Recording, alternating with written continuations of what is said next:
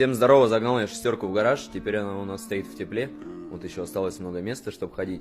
Будут видео по сборке салона, установке черного потолка, шумо- и виброизоляции дверей, багажного отделения, по установке новых дверных карт. Они у нас уже тоже закуплены. Будем ставить музыку, делать фальшполку в багажнике, прозрачную с подсветкой и многое другое.